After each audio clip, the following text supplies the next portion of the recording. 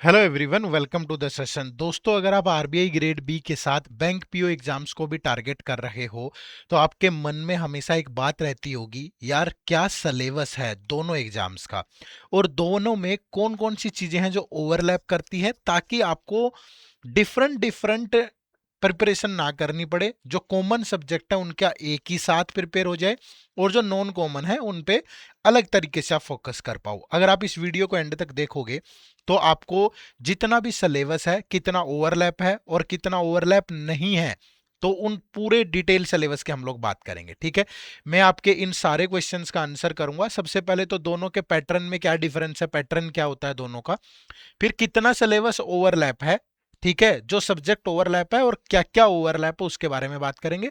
फिर जो non common subject है उनका सिलेबस क्या है वो भी बताऊंगा, और बेस्ट सोर्सेज क्या हो सकते हैं कि जहां पे आप इन दोनों एग्जाम को एक साथ प्रिपेयर कर पाओ, जो कॉमन सब सिलेबस है वो भी और नॉन कॉमन वाला भी। ठीक है, वीडियो एंड तक जरूर देखिएगा। दोस्तों, हमने हमारा एक आरबीआई प्लस बैंक एग्जाम का महापैक कोर्स भी लॉन्च किया है और इस महापैक कोर्स का हम डेमो कोर्स प्रोवाइड कर रहे हैं। डेमो कोर्स की खास बात क्या होगी कि आप आरबीआई ग्रेड बी का मटेरियल, ठीक है, फेज वन फेज टू पूरा का पूरा कंटेंट और बैंक पीओ का पूरा कंटेंट, ठीक है, ये आपको 2 डेज के लिए मिलेगा मात्र ₹1 में। ठीक है, ₹1 में 48 घंटे 48 आवर्स के लिए ये आपके पास रहने वाला है। ठीक है, आप हर एक चीज प्रॉपर चेक कर सकते हो, किस स्ट्रक्चर में पढ़ाया है, किस टीचर ने कैसा पढ़ाया है, कौन सा सब्जेक्ट कैसे पढ़ाया है, कैसा कंटेंट है, कैसे मॉक टेस्ट है, कैसे नोट्स हैं, कैसी समरी शीट है, एक एक चीज टेस्ट कर सकते हो और उसके बाद ये डिसीजन ले सकते हो कि आपको इस कोर्स में एनरोल करना है कि नहीं। क्या करना है, इसी वीडियो के डिस्क्रिप्शन में लिंक है कोर्स का, या गूगल पे जाके यहां देखो edutap.in टाइप करोगे, ये हमारी वेबसाइट ओपन होगी, यहाँ कोर्सेज पे जाओगे, आरबीआई ग्रेड बी कोर्सेज, तो यहाँ पे ये हमारा एक्चुअल कोर्स है आरबीआई प्लस बैंक का। ठीक है, पूरा बैंक में, बैंक पीओ में, एसबीआई, आईबीपीएस, आरआरबीपी और इनके क्लरिकल एग्जाम और आरबीआई का phase one phase two interview complete preparation है। और यहाँ पे आप आरबीआई की डेमो क्लासेस ले सकते हो, करंट अफेयर की मैगजीन पढ़नी है, पीवाईक्यू देखने हैं, नोट्स देखने हैं, समरी शीट, 2 दिन पूरा डिटेल में खंगालो इसको। और अगर आपके मन को भा जाए, आपको लगे कि यार यही तो सिलेक्शन दिलवाएगा, तब इनरोल करना। ठीक है, बैंक का चेक करना है तो यही कोर्सेज में जाओगे, ये बैंकिंग कोर्स है। ठीक है, ये बैंक का डेमो कोर्स है। ठीक है, ये बैंक का हमारा अलग पैक है, बैंक और आरबीआई को मिला के ही हमने ये बनाया है आरबीआई प्लस बैंक। कॉमन है तो कॉमन रखा है, नॉन कॉमन है तो नॉन कॉमन रखा है, तो यहां बैंक की डेमो ले सकते हो। तो यार, आपका समय और पैसा दोनों बहुत कीमती है, एक बार अच्छे से जांच परख लेना, डेमो लगाना, सारी चीजें देखना। मैं तो बोलूंगा ही दावे के साथ, हमने तो मेहनत की है कि बेस्ट है ये। ठीक है, बट आप भी एक बार चेक कर लो और फिर इनरोल करना। ठीक है जी, चलो शुरू करते हैं वीडियो को। क्या है, सबसे पहले पैटर्न क्या होता है आरबीआई ग्रेड बी का और बैंक पीओ का। ठीक है, देखो क्या होगा, आरबीआई में फेज वन होता है टोटल 200 मार्क्स का, जिसमें क्वांट के 30 क्वेश्चन होते हैं, रीजनिंग के 60 होते हैं, इंग्लिश के 30 होते हैं और जीए के 60 क्वेश्चन होते हैं, सॉरी 80 क्वेश्चन होते हैं। रीजनिंग के 60 है, इसके 80 है, और बाकी दोनों के इंग्लिश और क्वांट के 30 क्वेश्चन है। ठीक है, फिर मेंस आपका फेज टू होता है, ये क्वालिफाइंग है, इसके मार्क्स आगे ऐड नहीं होते। जो फाइनल मेरिट लिस्ट बनती है वो फेज टू और इंटरव्यू से बनती है। फेज टू में फिर एक ईएसआई वाला पेपर होगा, एक एफएम वाला होगा और एक डिस्क्रिप्टिव इंग्लिश वाला होगा, और इसमें ऑब्जेक्टिव पार्ट भी रहता है और सब्जेक्टिव पार्ट भी रहता है। ठीक है, डिस्क्रिप्टिव पार्ट भी रहता है आपका, ऑब्जेक्टिव और डिस्क्रिप्टिव ईएसआई में भी और एफएम में भी। ठीक है, डिस्क्रिप्टिव इंग्लिश तो हो ही गया डिस्क्रिप्टिव आपका। ठीक है, फिर आपका इंटरव्यू होता है। ठीक है जी, बैंक पीओ की बात करूं तो इसमें अलग अलग पैटर्न है। एसबीआई पीओ में अलग है, ठीक है, आईबीपीएस पीओ में अलग है और आरआरबी पीओ में अलग है। ठीक है, क्या है भाई, जैसे प्रीलिम्स की बात करें तो एसबीआई पीओ में क्वांट, रीजनिंग, इंग्लिश तीनों आते हैं, आईबीपीएस पीओ में भी क्वांट, रीजनिंग, इंग्लिश तीनों आते हैं, बट इनका जो क्वेश्चन पूछने का तरीका, जैसे एसबीआई में क्वांट और रीजनिंग 30-30 मार्क्स के आते हैं, इंग्लिश 40 की आती है। यहाँ क्वांट 35 क्वेश्चन आते हैं बट 30 मार्क्स के आते हैं, रीजनिंग के 35 क्वेश्चन है बट 40 मार्क्स के आते हैं, और इंग्लिश 30। और आरआरबीपीओ में क्वांट और रीजनिंग ही आता है सिर्फ 40-40 क्वेश्चन, ये 80 मार्क्स का होता है। समझ रहे हो ना, लेकिन चीजें सेम ही है, ऊपर नीचे क्वेश्चन है सिर्फ। समझ रहे हो, तो ये फेज वन की कहानी है, प्रीलिम्स की कहानी है। फिर मेंस की बात करूं तो एसबीआई पीओ में क्वांट है, रीजनिंग है, इंग्लिश है, जीए है और डिस्क्रिप्टिव इंग्लिश है भाई। आईबीपीएस पीओ में भी क्वांट, रीजनिंग, इंग्लिश, जीए और डिस्क्रिप्टिव इंग्लिश है। लेकिन आरआरबी पीओ में क्वांट है, रीजनिंग है, इंग्लिश और हिंदी में से कोई भी चूज कर सकते हो, कंप्यूटर भी है आपका और जीए भी है। समझ रहे हो ना? तो ये रहती है पूरी कहानी। ठीक है, तो यहां डिस्क्रिप्टिव नहीं होता है। अब डिस्क्रिप्टिव का पैटर्न भी अलग है। एसबीआई पीओ की बात करूं तो डिस्क्रिप्टिव में कम्युनिकेशन स्किल है। कम्युनिकेशन स्किल में क्या क्या पूछेगा आपसे? रिपोर्ट राइटिंग, प्रेसी राइटिंग, ठीक है, आपका सिचुएशन एनालिसिस और ईमेल राइटिंग। और यहां पे एसे और कॉम्प्रिहेंशन है सिर्फ।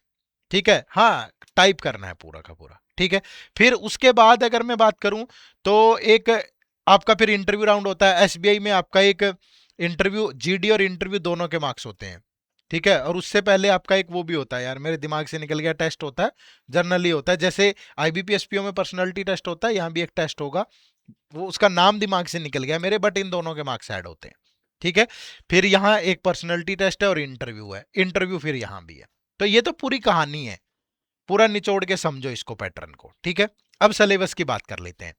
सिलेबस ओवरलैप क्या क्या करता है? देखो, पहले तो सब्जेक्ट सारी चीजें समझ ली हमने। अब सबसे पहले यही सारे सब्जेक्ट हैं भाई, कौन कहां कहां आता है देखो। सबसे पहले क्वांट की बात करें तो बैंक पीओ में भी आता है, आरबीआई में भी आता है, कॉमन है, बिल्कुल कॉमन है। रीजनिंग की बात करें तो बैंक पीओ में भी आता है, आरबीआई में भी आता है, कॉमन है, बिल्कुल कॉमन है। ठीक है, बैंक पीओ के तो प्री और मेंस दोनों में आता है। ठीक है, आरबीआई के सिर्फ फेज 1 में आता है। इंग्लिश लैंग्वेज बैंक पीओ के प्रीलिम्स और मेंस दोनों में आता है, आरआरबी में प्री में नहीं आता। आरबीआई के फेज 1 में आता है और फेज 2 में डिस्क्रिप्टिव इंग्लिश आता है, कॉमन है, बिल्कुल कॉमन है।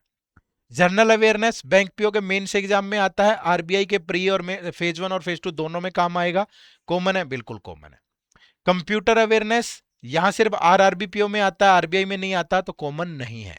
ठीक है, डीआई, डीआई को अलग क्यों लिखा है हमने? आरबीआई में तो ये क्वांट में ही पूछ लिया जाता है, यहां बैंक पीओ भी प्रीलिम्स में क्वांट में पूछता है डीआई, लेकिन मेंस में एसबीआई और आईबीपीएस में सब्जेक्ट का नाम ही डाटा एनालिसिस एंड इंटरप्रिटेशन है। ठीक है, तो ये कॉमन है, बिल्कुल कॉमन है भाई। ठीक है, economic and social issue bank PO में नहीं आता, आरबीआई में आता है, तो कॉमन नहीं है। Finance and management bank PO में नहीं आता, आरबीआई में आता है, तो कॉमन नहीं है। डिस्क्रिप्टिव इंग्लिश बैंक पीओ में आता है, आरबीआई में भी आता है, कॉमन है, बिल्कुल कॉमन है। ठीक है, तो दो सब्जेक्ट हैं ईएसआई और एफएम जो कॉमन नहीं है, बाकी सारा कॉमन है भाई। ठीक है, बाकी सारा कॉमन है। ठीक है, अब क्या क्या सिलेबस है इनका, चलिए जानते हैं। ठीक है, तो सबसे पहले कॉमन सब्जेक्ट ही जानेंगे, सब्जेक्ट सिलेबस ही बताऊंगा मैं, यहाँ स्ट्रेटेजी तो नहीं बताऊंगा, सिर्फ सिलेबस की बात करेंगे हम। ठीक है, तो quant, reasoning, English, GA, DI और डिस्क्रिप्टिव इंग्लिश, ये पूरा का पूरा जो कॉमन सिलेबस है क्या है और क्या क्या डिफरेंस है, उस पर भी बात करेंगे। सबसे पहले क्वांट की बात करें तो क्वांट में स्पीड मैथ, स्पीड मैथ में 3 चैप्टर आते हैं, एक सिंप्लीफिकेशन अप्रोक्सीमेशन, ठीक है, और एक आपका क्वाड्रेटिक इक्वेशन और एक नंबर सीरीज। समझ पा रहे हो भाई? ठीक है, ये बैंक पीओ के प्रीलिम्स का सिलेबस है, ये बैंक पीओ के मेंस का सिलेबस है। ठीक है, तो बैंक पीओ के मेंस का सिलेबस और आरबीआई ग्रेड बी का सिलेबस ये कॉमन है। ठीक है, अब आप सोच रहे होंगे सर बैंक पीओ के प्रीलिम्स में क्या फर्क है? फिर ये आसान होता है, ये इजी है, थोड़ा सा इजी है, इतना इजी भी नहीं है, इतना इजी भी नहीं है, इजी टू मॉडरेट बोलेंगे हम। जैसे आरआरबी में या क्लरिकल एग्जाम में इजी मिलेगा, आईबीपीएस पीओ और एसबीआई पीओ में मॉडरेट मिलेगा। ठीक है, लेंदी मिलेगा थोड़ा। और मेंस में सेम है। ठीक है, मेंस में हाई लेवल मिलेगा। प्री और मेंस में डिफरेंस क्या है? लेवल का डिफरेंस है।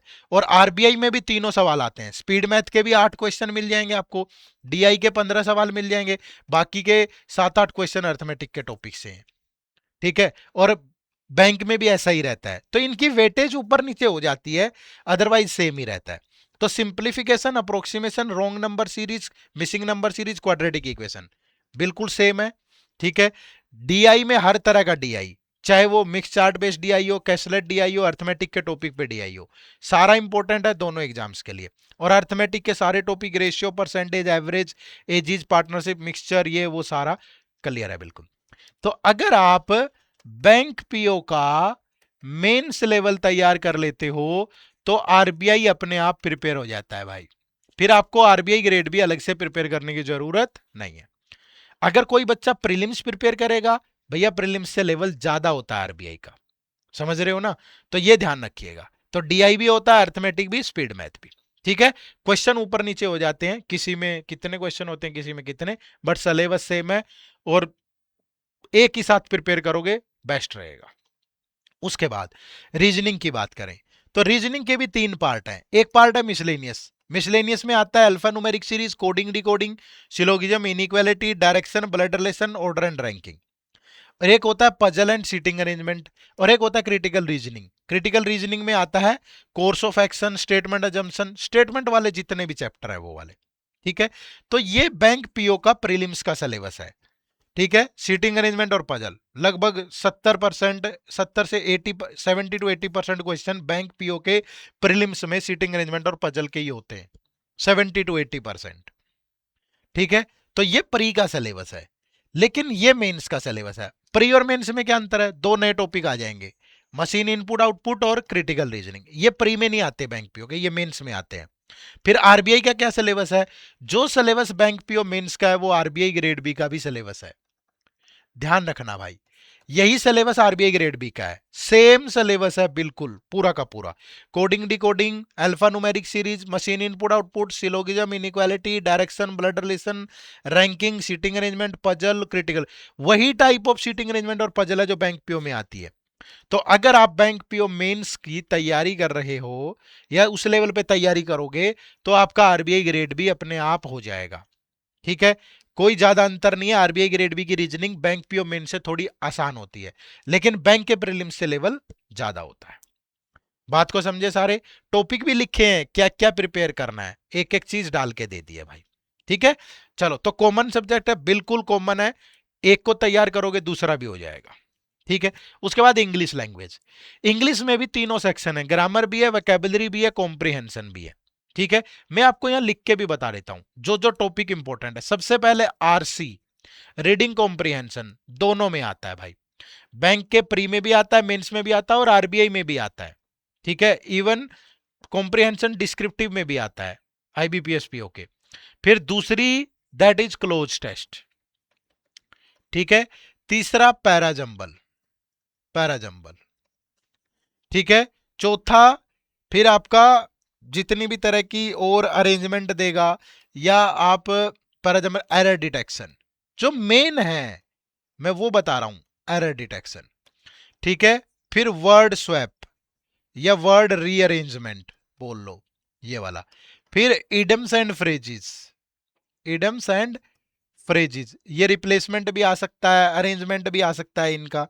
ठीक है, फिर थोड़ा कॉलम वाइज, कॉलम टाइप के सवाल आते हैं। ठीक है, तो ये वो चीजें हैं जो लगभग लगभग बैंक पीओ के प्रीलिम्स और मेंस में हर जगह ही आता है, और आरबीआई में भी मोस्टली यहीं से आता है। ये तो इंपॉर्टेंट बताया है मैंने, अदरवाइज तो पूछने का तरीका इनमें से कोई भी हो सकता है, कोई भी क्वेश्चन आ सकता है। ये सिर्फ इंपॉर्टेंट लिखा है मैंने। ग्रामर भी आ गई, वोकैबुलरी भी, कॉम्प्रिहेंशन भी। अब कॉम्प्रिहेंशन में भी फर्क है। क्या फर्क है? बैंक पीओ के प्री में आसान हो सकता है, मेंस में लेंदी होगा, मुश्किल होगा, आरबीआई में थोड़ा डिफरेंट तरीके से होगा। समझ रहे हो ना? लेकिन अगर आप इंग्लिश ग्रामर अच्छे से कर लेते हो, न्यूज़पेपर एडिटोरियल्स पढ़ने की आदत डालो, रीडिंग स्किल आपकी अच्छी है, तो आपके लिए बेस्ट रहेगा। ठीक है, तो आपकी जो इंग्लिश है वो भी कॉमन है। तो अगर आप English RBI, sorry, bank PO mains level पे प्रिपेयर कर लेते हो तो आरबीआई भी अपने आप। ये बात ध्यान रखना, बैंक पीओ प्रीलिम्स से ज्यादा होता है आरबीआई ग्रेड बी का लेवल, और बैंक पीओ मेन से कम होता है। किसका? क्वांट का भी, रीजनिंग का भी, और इंग्लिश का भी। ये बात ध्यान रखिए बस। ठीक है, तो अगर आप इस लेवल पे प्रिपेयर कर लिया आपने क्वांट, रीजनिंग, इंग्लिश, तो आरबीआई अपने आप हो गया। समझ पा रहे हो सारे? चलो, उसके बाद बात करते हैं डिस्क्रिप्टिव इंग्लिश की। अब डिस्क्रिप्टिव इंग्लिश सिर्फ बैंक पीओ मेंस में आता है, और वो भी एसबीआई में और आईबीपीएस में। एसबीआई में क्या आता है? एसबीआई में आता है आपका कम्युनिकेशन स्किल, नाम होता है कम्युनिकेशन स्किल बोलता है, जिसमें रिपोर्ट, रिपोर्ट राइटिंग या फिर प्रेसी राइटिंग, इनमें से कोई एक लिखना होता है। एक ईमेल राइटिंग और एक सिचुएशन एनालिसिस। ये चेंज करके दे देता है थोड़ा पैटर्न। ये हो गया भाई। ठीक है, मतलब ये 4 चीजें इंपॉर्टेंट आपके लिए। और फिर आईबीपीएस में आता है एस्से और कॉम्प्रिहेंशन। कॉम्प्रिहेंशन। ठीक है, ये पैटर्न है। और आरबीआई में एसे, प्रेसी और कॉम्प्रिहेंशन। ठीक है, फर्क क्या होगा? फर्क यहां टॉपिक जो होंगे वो banking, financial scenario, work place situation, social economic issue, थोड़े डायरेक्ट होते हैं क्वेश्चन, रियल लाइफ एग्जांपल वाले होते हैं। यहां थोड़े से socio economic issues, banking, finance, policies, current affair पे रिलेटेड होते हैं। ठीक है, लेवल थोड़ा यहाँ हाई होता है, यहाँ कम होता है। ठीक है, और कोई फर्क नहीं है। ठीक है, अदरवाइज प्रेसी एसबीआई में आ रही है, एससे आईबीपीएस में आ रहा है, कॉम्प्रिहेंशन आईबीपीएस में आ रहा है। समझ पा रहे हो? तो अगर आप एसबीआई और आरबीआई दोनों को प्रिपेयर कर लिया आपने, ये 3 topic plus email writing plus report writing plus situation analysis, तो आपका पूरा डिस्क्रिप्टिव भी प्रिपेयर हो गया। ठीक है, तो ये कहानी है। और इसके लिए भी न्यूज़पेपर का एडिटोरियल लगातार पढ़ने बहुत जरूरी है, और टाइपिंग स्पीड आपकी अच्छी होनी चाहिए। तो ये भी कॉमन है, बिल्कुल कॉमन है। ठीक है, उसके बाद जनरल अवेयरनेस। क्या जनरल अवेयरनेस भी कॉमन है? बिल्कुल कॉमन है। बैंक पीओ के सिर्फ मेंस में आती है जनरल अवेयरनेस। ठीक है, और आरबीआई ग्रेड बी के फेज 1 और फेज 2 दोनों के लिए इंपॉर्टेंट है जनरल अवेयरनेस। फर्क क्या है?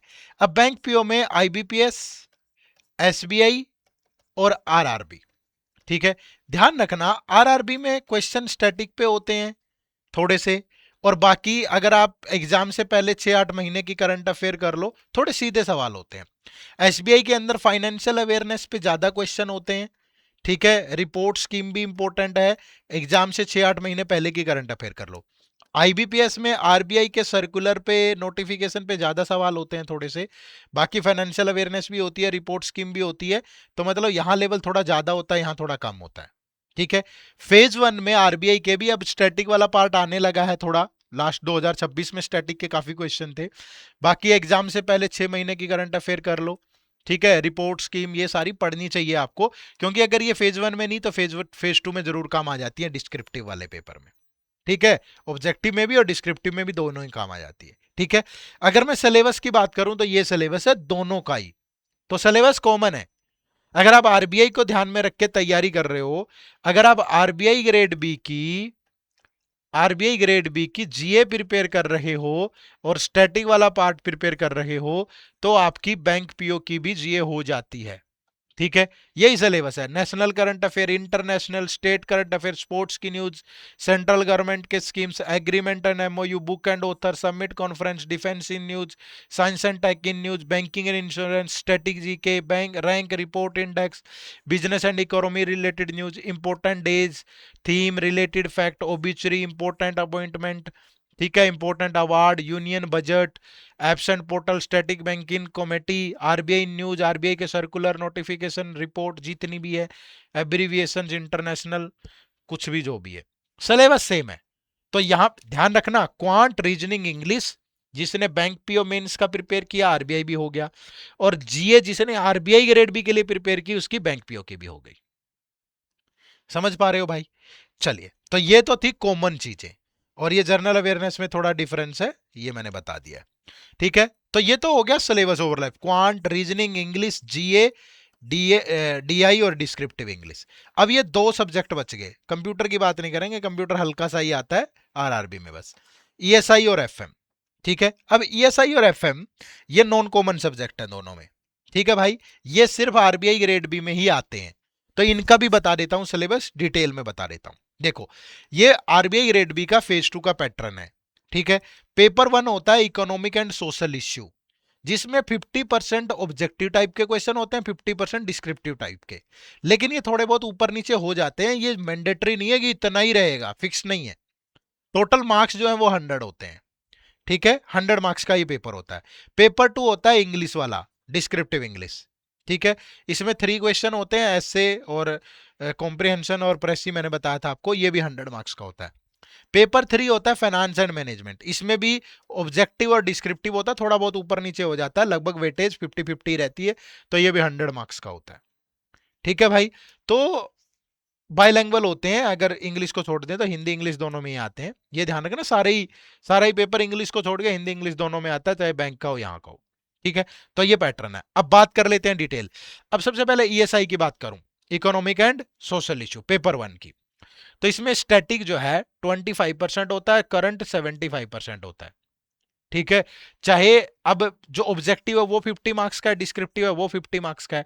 तो जो ऑब्जेक्टिव है ना, ऑब्जेक्टिव में स्टैटिक्स के सिर्फ 5 मार्क्स ही होते हैं, मोस्टली करंट वाला पार्ट होता है। और जो डिस्क्रिप्टिव होता है उसमें स्टैटिक 40% होता है और करंट 60% होता है। ठीक है, अब समझ लो सिलेबस।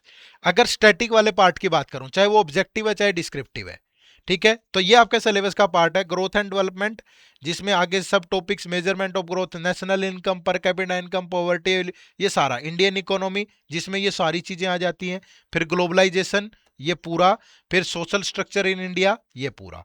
आप इसको स्क्रीनशॉट भी ले लो।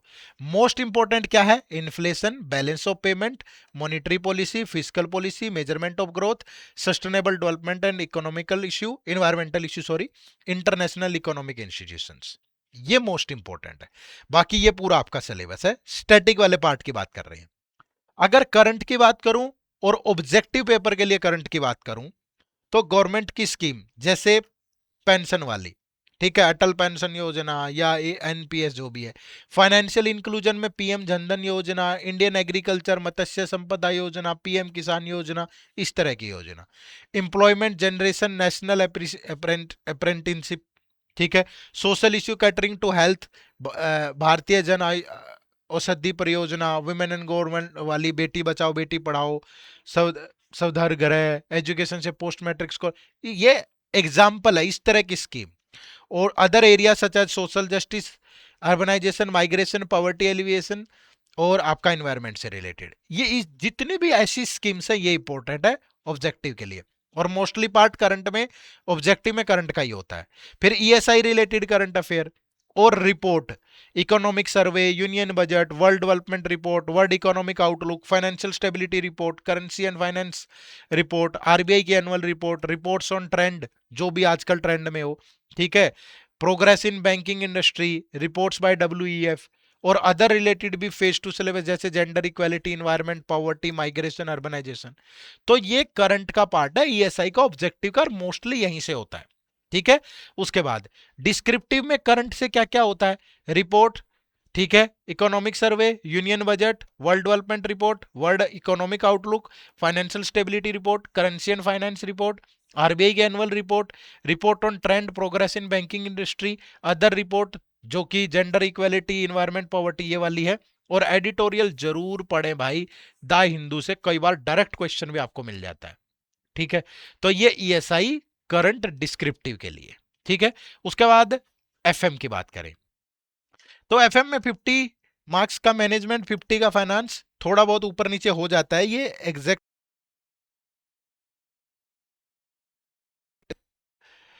सबसे पहले मैनेजमेंट की बात करूं, ठीक है, तो मैनेजमेंट में तो सारा मोस्टली थ्योरी और इन सब पे बेस्ड होता है, तो ये आपका स्टैटिक वाला पार्ट ही है मोस्टली। ठीक है, तो ये आपका ऑफिशियल सिलेबस है। Fundamental of management and organisational behaviour, introduction to management, evaluation of manage, ये पूरा डिटेल में पढ़ लेना।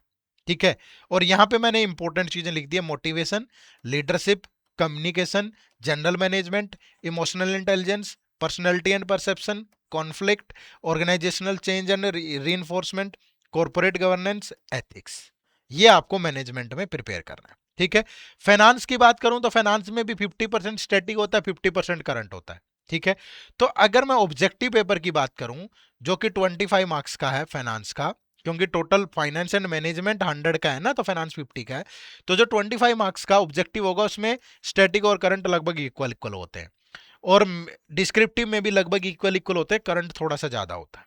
ठीक है, अब क्या है स्टैटिक का, अगर मैं बात करूं चाहे वो ऑब्जेक्टिव है डिस्क्रिप्टिव है, तो ये सिलेबस है financial official notification, financial system पूरा, फिर structure and finance of financial institution, function of RBI, banking system in India, recent development in global financial system, role of information technology in banking and finance, non banking system, फिर financial markets, general topic financial risk management, basics of derivative, ये सारा आ जाता है पूरा। ठीक है, तो ये स्टैटिक के यहाँ पे कोर चैप्टर मैंने लिख दिए हैं।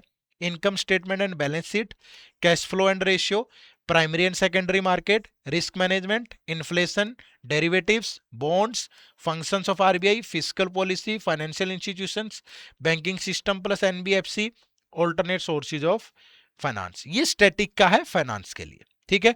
अब करंट की बात करें तो फाइनेंस में जो करंट में ऑब्जेक्टिव वाला पार्ट है उसमें आरबीआई की नोटिफिकेशन, सेबी की नोटिफिकेशन और news related to ministry of finance, ठीक है। फिर finance news related to phase 2 topic जैसे digital banking, financial inclusion, stock market, risk management etc। Schemes में जितनी मिनिस्ट्री ऑफ फाइनेंस से रिलेटेड स्कीम है वो सारी, economic survey, union budget, financial stability report by RBI, RBI की annual report, currency and finance report, reports on trend on progress in banking sector, जो भी है ये करंट ऑब्जेक्टिव के लिए बात कर रहे हैं, ठीक है। फिर ये करंट डिस्क्रिप्टिव के लिए न्यूज़पेपर का editorial, live mint, economic times जरूर पढ़े मैं, द हिंदू। फिर economic survey, union budget, financial stability report RBI, ये सारी चीजें ये डिस्क्रिप्टिव के लिए भी इंपॉर्टेंट है, ठीक है। तो ये पूरी कहानी है आपकी ईएसआई और एफएम के सिलेबस की। क्लियर है भाई? तो मैंने आपको कॉमन वाला भी बता दिया, नॉन कॉमन भी बता दिया, कैसे पूरा कॉमन है तो कितना कॉमन है, क्या लेवल है, वो सब पे हमने बहुत डिटेल में बात करी है। अगर आपको ये इन्फॉर्मेशन अच्छी लगी तो एक कमेंट करके जरूर बताना, ठीक है। अब ये पूरा सिलेबस डिटेल में कहां से प्रिपेयर हो सकता है वो आप यहां से प्रिपेयर कर सकते हो। ये हमारा आरबीआई ग्रेड ए बी का और बैंक का महापैक कोर्स है। इसमें क्या होगा देखो, इसके बारे में मैं डिटेल में बताता हूं। आरबीआई हो गया ग्रेड ए बी, ठीक है, एक तरफ बैंक पीओ हो गया, ठीक है। तो इसमें क्या होगा, quant, reasoning, English, current affair, ठीक है, ESI, FM, descriptive English, interview, ठीक है। बैंक पीओ में पूरा quant, reasoning, English, descriptive English, current affair, GA वाला पार्ट कह लो, इंटरव्यू गाइडेंस, ठीक है, ये पूरा होगा, ठीक है भाई। अब देखो, क्वांट रीजनिंग इंग्लिश आरबीआई के हिसाब से भी मिलेगा आपको इसमें, quant reasoning English bank PO के प्रीलिम्स प्लस मेंस के हिसाब से भी मिलेगा आपको, ठीक है। दोनों अलग अलग, बैंक पीओ के लिए पढ़ना है तो अलग, हालांकि 90% कॉमन है। टॉपिक वाइज टेस्ट होंगे प्रीलिम्स और मेंस लेवल के, और आरबीआई के भी होंगे, बैंक पीओ के भी होंगे, ठीक है। डिस्क्रिप्टिव इंग्लिश आरबीआई वाला भी मिलेगा और बैंक पीओ वाला भी मिलेगा। करंट अफेयर आरबीआई वाला भी मिलेगा और बैंक पीओ वाला भी मिलेगा। ईएसआई एफएम के नोट्स, समरी सीट, ठीक है, जितने भी एमसीक्यूज, ये सारी चीजें, वीडियो, सब कुछ मिलेगा। और यहां भी जीए आपका पूरा जो भी कंप्यूटर है अलग से वो भी मिल जाएगा आपको, ठीक है। फिर अलग से यहां सेक्शनल टेस्ट भी मिल जाएंगे, यहां भी मिनी मॉक टेस्ट मिलेंगे प्योर क्लर्क लेवल के, क्योंकि ये प्योर क्लर्क दोनों के लिए है, ठीक है। फुल लेंथ टेस्ट मिलेंगे, SBI PO prelims, SBI PO mains, PO के भी, क्लर्क के भी, आईबीपीएस पीओ क्लर्क के भी, पीवाईक्यू भी मिलेंगे सभी एग्जाम्स के, और यहां भी पीवाईक्यू भी मिलेंगे, सेक्शनल टेस्ट भी मिलेंगे, फुल लेंथ टेस्ट भी मिलेंगे। मतलब बहुत डिटेल में दोनों को ध्यान में रख के बहुत अच्छे से स्ट्रक्चर्ड वे में आपको ये दिया गया है। और इस कोर्स की खास बात ये है कि हम इसका आपको 2 दिन का डेमो दे रहे हैं फ्री, 1 रुपए में। करना क्या है, इसी वीडियो के डिस्क्रिप्शन में लिंक है, या गूगल पे जाके टाइप करो edutap.in, ये हमारी वेबसाइट ओपन होगी। यहाँ कोर्सेज में जाओगे तो आरबीआई ग्रेड बी कोर्सेज, ठीक है। ये हमारा आरबीआई प्लस बैंक का महापैक कोर्स है और ये इसका डेमो है, डेमो लगा सकते हो, ठीक है। तो या कोर्सेज में जाके बैंकिंग कोर्स में जाओ, ये बैंकिंग का डेमो लगा लो, और ये हमारा आरबीआई प्लस बैंक का महापैक कोर्स है, ठीक है। तो प्ले स्टोर पे जाके हमारी ऐप भी डाउनलोड कर सकते हो, एडुटैप लर्निंग सॉल्यूशन, और यहीं से वीडियो के डिस्क्रिप्शन में लिंक है वहां से कर लो, या गूगल पे जाके edutap.in टाइप कर लो, ठीक है।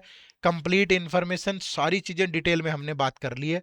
तो कोर्स में भी जरूर इनरोल करिएगा अगर आप एक ही जगह एक साथ टारगेट करना चाहते हैं, ठीक है। कहीं फिर कुछ भी देखने की जरूरत नहीं है, एक ही जगह बहुत स्ट्रक्चर्ड वे में, और मैं ये कह नहीं रहा हूं, डेमो के थ्रू आप चेक कर लो, ठीक है। चलो, अगर वीडियो अच्छी लगी तो कमेंट करके जरूर बताना। Bye bye, take care, thank you very much, जय हिंद, जय भारत।